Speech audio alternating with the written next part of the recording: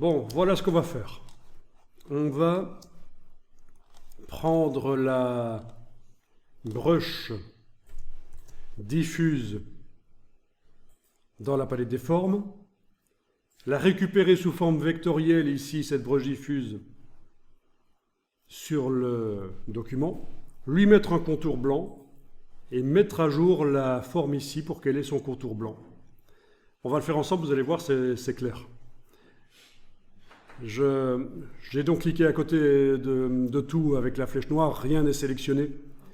Je vais prendre la brush ici, la déplacer sur le plan de travail. Donc là, je suis vraiment en train de vous montrer qu'on peut mettre à jour une brush et ça va se répercuter sur les éléments qui utilisent cette brush. Voilà.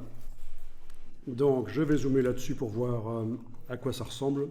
Et ceci dit en passant, ça marche comme ça aussi pour les motifs, pour plein d'autres choses, des symboles. On peut les récupérer comme ça en les glissant de la palette vers le plan de travail, les modifier, puis faire la mise à jour comme on vient de faire, comme on va faire.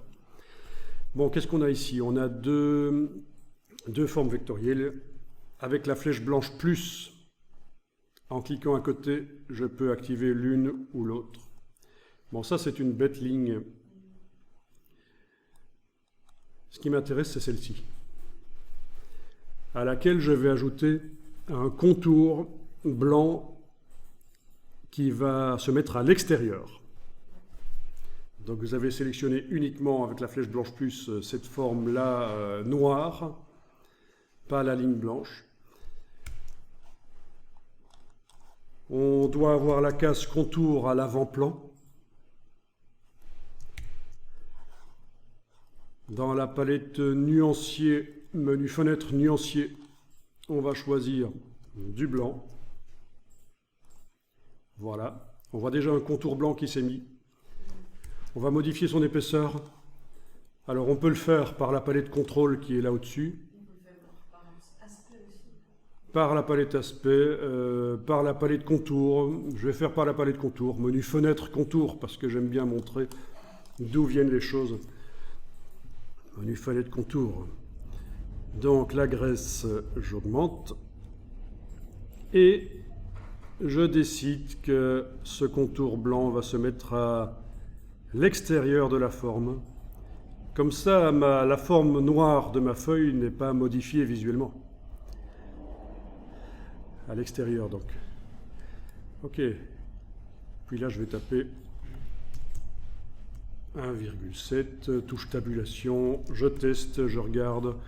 Ouais, c'est à peu près ça, ça doit être bon, ça. Donc voilà à quoi ça va ressembler. Je n'ai pas modifié la dimension de la feuille, surtout pas. C'est juste ça qu'on ajoute un contour blanc. Et en plus, quand on va mettre à jour la brush ici, avec ces formes vectorielles qu'on vient de modifier, ça ne va même pas se voir, parce que le contour blanc sur fond blanc, ici, je ne pense pas que ça se verra. En tout cas, mais par contre, on va le voir ici, normalement, sur les objets qui utilisent cette brush. Donc, avec la flèche noire, je vais englober les deux formes. Je les déplace vers la palette des formes.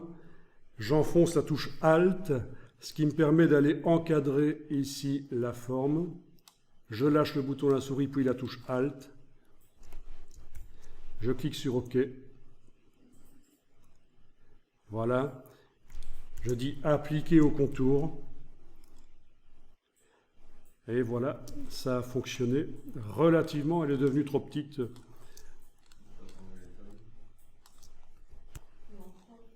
Bon, alors, c'est pas grave, on va aller remodifier la taille. On va aller cliquer à côté de cette feuille, dont on n'a plus besoin d'ailleurs. Je peux même la sélectionner, la supprimer, voilà. On va aller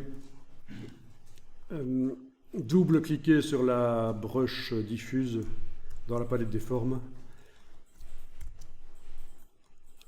En principe, la taille aurait dû être conservée, mais bon.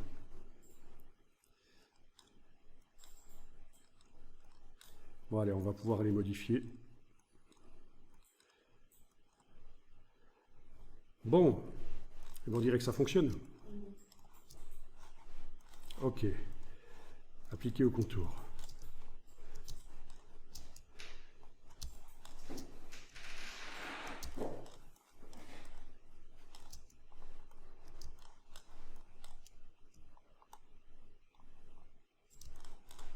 Donc là où elles se superposent, maintenant, on va voir. Donc c'est bien. Alors, la broche ici qu'on est en train de faire, elle n'est pas géniale, mais après ça ouvre plein de perspectives. Vous utilisez d'autres objets, vous allez pouvoir faire quelque chose de mieux. C'est technique ici, et c'est pas évident. C'est déjà de l'Illustrator un peu, j'aurais envie de dire avancé, mais en fait c'est plutôt de l'intermédiaire. Ça dépend à qui on se compare. Mais c'est vraiment utiliser la pleine puissance du logiciel Illustrator moderne, quoi.